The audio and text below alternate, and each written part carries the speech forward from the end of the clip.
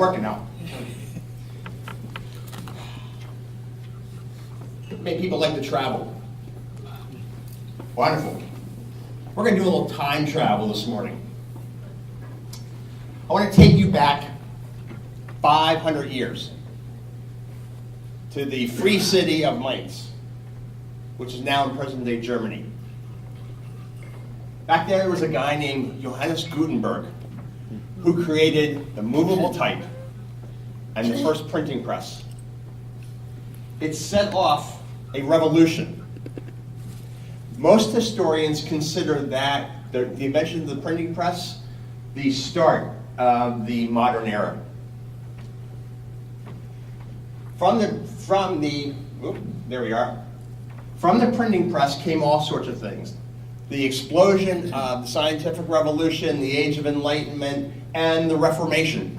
There's a direct connection because all of a sudden information was able to be widespread. It was no longer under the control of a certain elite.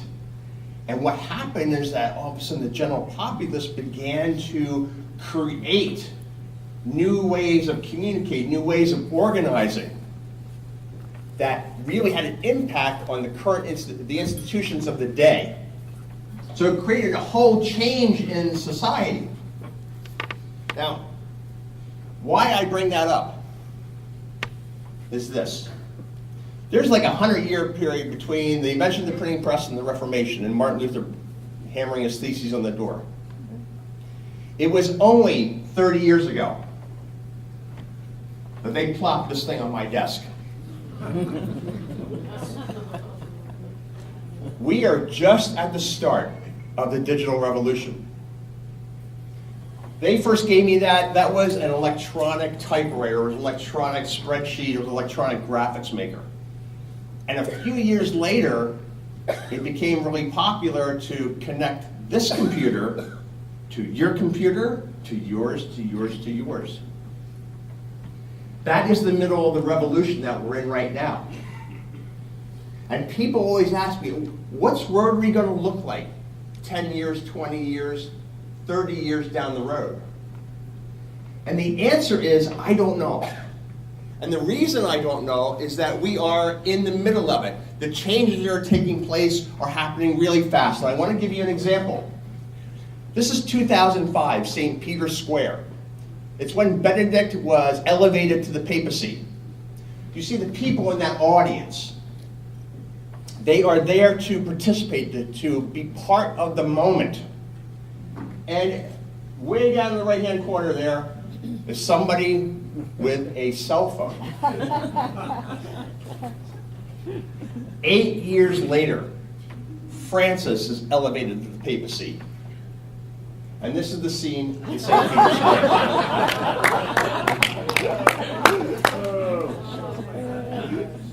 Not only, that is not a technological issue. What has happened is it's changed the culture. In 2005, people were there to experience the moment.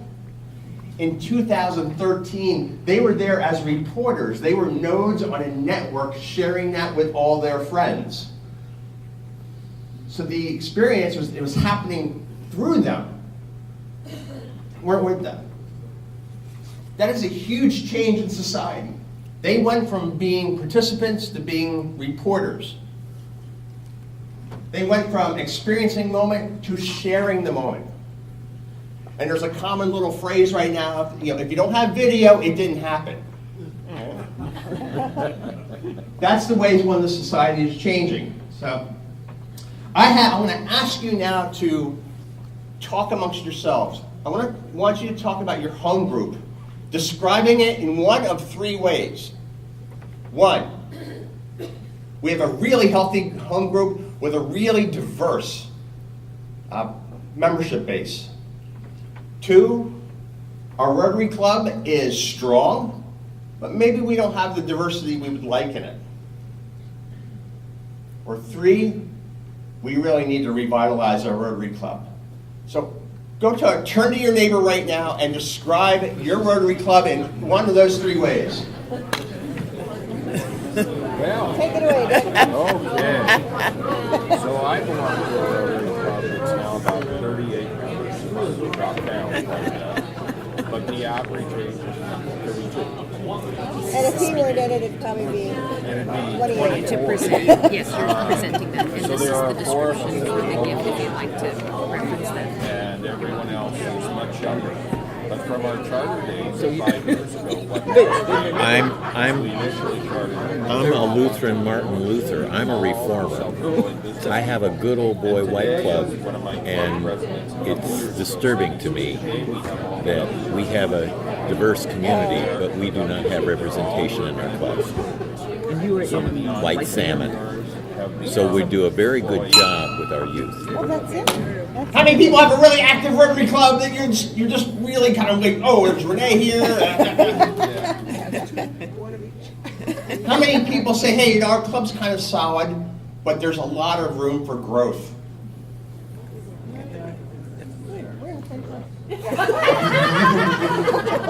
Oh, I missed the joke. Was there a joke here?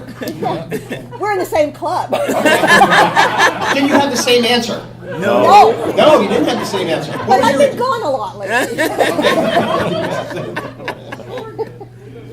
How many feel their club needs to revitalize? Surprising. Yeah.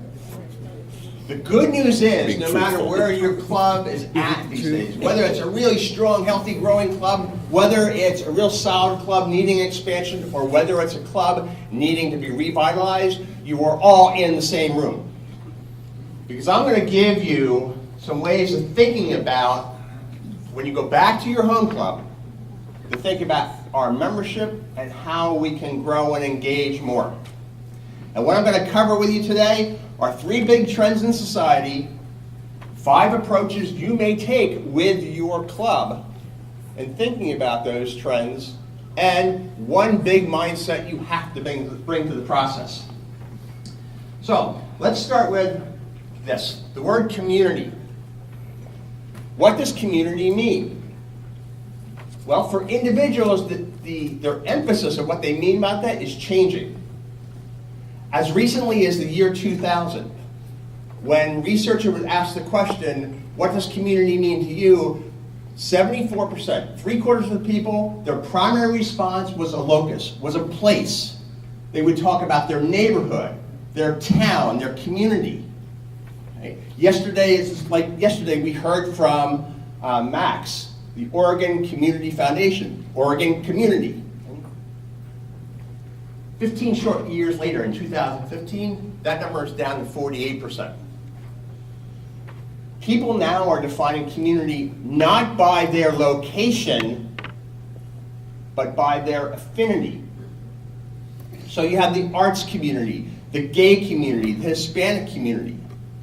That is an emerging trend, and not just amongst millennials, but amongst all of us as society. So I'm a part of the Rotary Club of Oregon City. That identifies that club as being part of a place, but one of the changes going on in society is that people now are identifying their community by their affiliation, by their affinity. And I want to give you a really good visual example of this, right? I'm an ice hockey fan. I love the sport. And right now we are in the middle of the Stanley Cup playoffs. So for me, it's the most wonderful time of the year. It's better than Christmas, it's better than birthdays, whatever. Right? In the 1980s, north of the border in the city of Edmonton, the Edmonton Oilers were a dynasty. They won 5 Stanley Cups in that decade. Great. Canada, hockey mad. This is a picture from their last Stanley Cup championship. This is a picture of the crowd. And you look up there, you see 1 or 2 people wearing an Oilers shirt, somebody with a banner. But otherwise, this crowd really looks like somebody might see it like in a movie theater. Now let's advance. That is 1990. Now let's advance to this week. In another city in Canada, Winnipeg, their team is in the semifinals. And that's what it looks like today.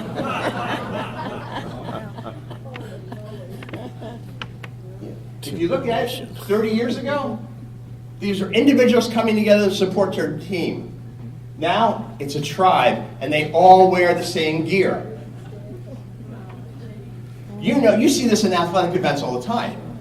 And as a matter of fact, when I'm in a Rotary Club meeting or any speech, about half the time somebody stands up here, I hear themselves identify themselves as either a beaver or a duck. Am I right? Yeah. Who are the beavers here? Give a round of applause. And you ducks, let's hear you quack. Oh my God, you were perfect for that. There you go. That's for you. You want to learn how to quack? That's the one. Right? But go and look at the parking lot down in the garage. People have their cars plastered with either ducks gear or beavers logos. Right? How we become more tribal in that regard. And you think about it, like in Boston where they love the Red Sox, the fans base call themselves the Red Sox Nation. It's like, wow, they have their own country. Or you go right up the road to Portland, where the soccer team, the fans there, they call themselves the Timbers Army. Yes. That's right, baby.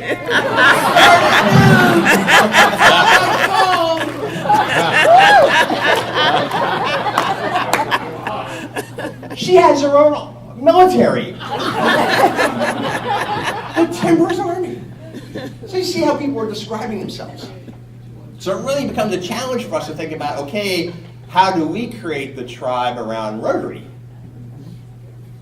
All right, second big trend. Time greater than money. Some of this is stemming from the fact that we really haven't had a lot of economic growth since the dot-com bust. It's been almost 20 years. And people are starting to retrench. So whereas we live in a capitalist society, whereas the amassing of wealth has always been kind of part of our DNA, that's changing. People are now saying my time is more important than me amassing wealth. And I want to give you a little data. I'm going to use married men with children. And this is not to slight any other demographic. I'm just using them because we have some really rich data on them. In 1975, typical married man with kids spent on average 2.5 hours a week engaged with the children. That's not just like taking the soccer practice and sitting there watching. That is actually engaging in reading, in homework, in discussion. 2015, that is 7.5 hours. Okay. Almost an hour a day in actual personal one-to-one connection engagement with their children. What a great trend that is. What a great trend. So also at home,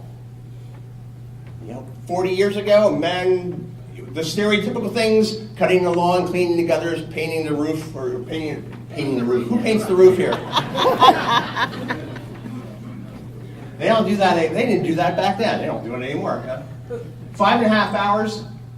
Now it's 10.5 hours. Some of this is because now their partners, their wives are out in the workforce, so they're having to take on more. Some of it is just it's cultural. They want to be engaged more. The kind of narrow gender categories we have in marriages are kind of breaking down, and so people are sharing more. The last thing I want to point out, married men with kids. Higher their education, the more likely they are to work more than 50 hours a week. And you look at that, almost 4 out of 10 men with kids who have a college degree are working more than 50 hours a week. Now, add it all up. 50 hours a week at work, 10.5 hours doing domestic chores, 7.5 hours with the kids, that is 68 hours. Where are they going to fit Rotary into that?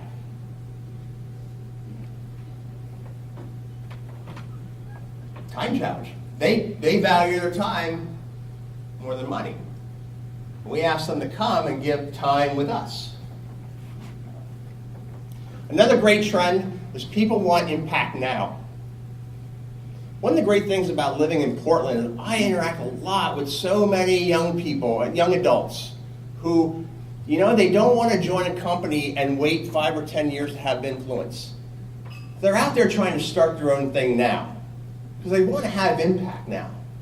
And the same goes with their philanthropy. The same goes with their service. They want to see direct connections with people. Okay? They want to make a difference today. So, our talk about the foundation may not resonate with a lot of our younger generations, but a project that we have that we're going out into the community will. It's something to really consider. There's a change. They want impact now. They want impact today.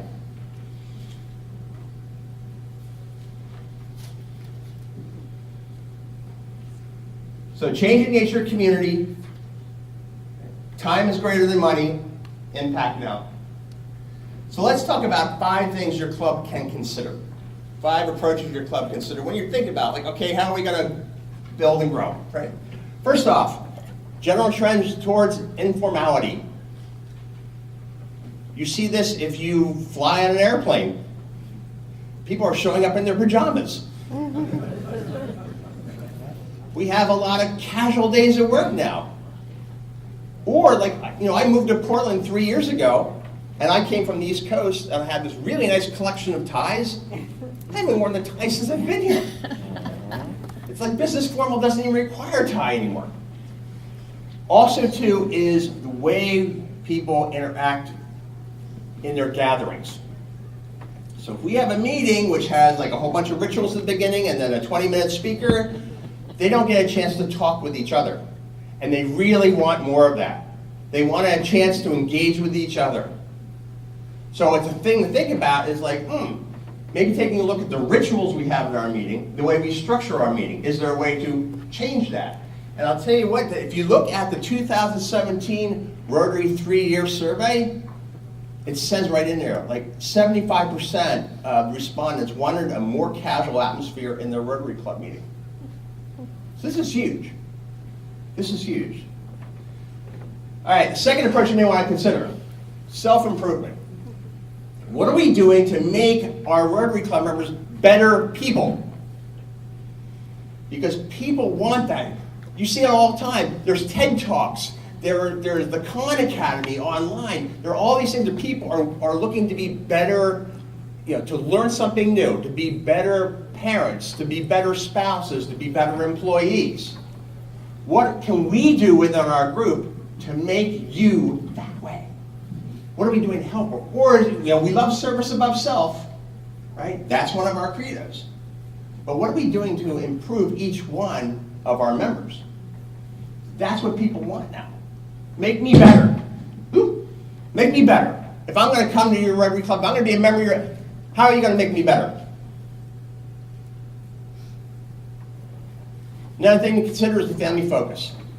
Look, we just went over data about men and the time they're spending now with their kids. If we ever, if the choice between spending time with my kids or a Rotary function, guess what I'm choosing? Family. How family friendly is our group? Do we include the whole family? When you become a member, what about your spouse? What about your kids? Why aren't kids becoming automatically members in the club? Right? So it's not just something that mom's going off to once a week. Now it's something I belong to as well. I'm a 13-year-old. It's something I belong to as well, engage in as well. And if I'm 13, what happens 12 years from now after I graduate from college, I'm out in my job, I'm thinking, oh, Rotary. So people want more of a family focus. They want that type of engagement. Flexibility, and I call this calendar freedom. Because you wake up in the morning, and if you're like me, you pick this up, and you look at the calendar saying, where am I supposed to be at what time today? I'm hearing like a lot of like, right? Yeah. Slave to this thing. So what I'm doing, and what a lot of other people are doing, they are resisting putting any responsibilities on their calendar. I don't mean responsibilities, but I mean like they're trying to avoid having to be places at times. So if we do a weekly meeting at 10 a.m., or pardon me, at noontime on a Thursday, luncheon meeting, for the trend in society, people are going to resist that. Do we have more than one way for them to be involved in their club that does not require that commitment to the weekly meeting? Can we give them more flexibility? I heard Renee talk about that when you're up here, about more flexibility. A more range of ways that people can engage in Rotary beyond the standard weekly luncheon or weekly breakfast or weekly dinner. The other thing they want is immediate engagement. Once again, it was just like I was talking about the people I see in Portland. They don't want to work for a company, wait for 5 or 10 years to have influence. They want impact now. If they're going to come to us, they want to get involved right away. In a hands-on way.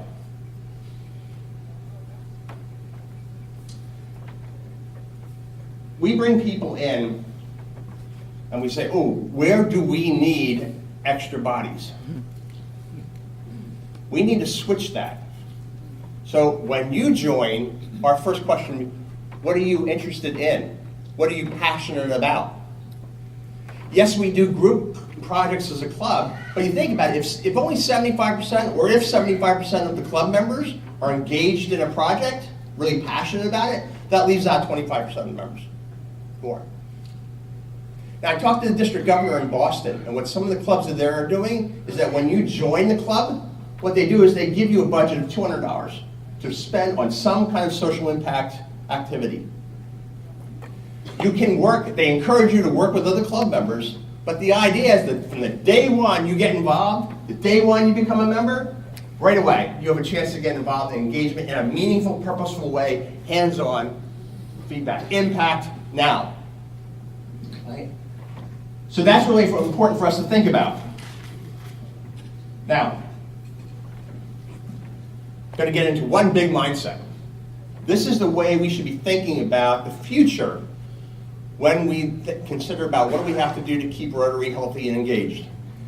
But before we do that, I handed out on the tables, there's the little purple cards with the stuff, and I didn't bring enough, but if you want them, okay, along with an article, an essay I wrote about reinventing service clubs, all you have to do, you can get out your cell phones now. When's the last time you got permission to get your cell phone out? You can get your cell phones out now. Just text the word Michael to 66866, and I will make sure that probably by Monday morning you'll have that. Another thing that we do too is that when we're working with membership organizations, when I'm working with membership organizations, is this. I'll say, who do you want in your group? Go out and find 4 or 5 people to invite and say, come visit our group for 4 meetings. And here's a series of questions we want you to think about when you look at our group.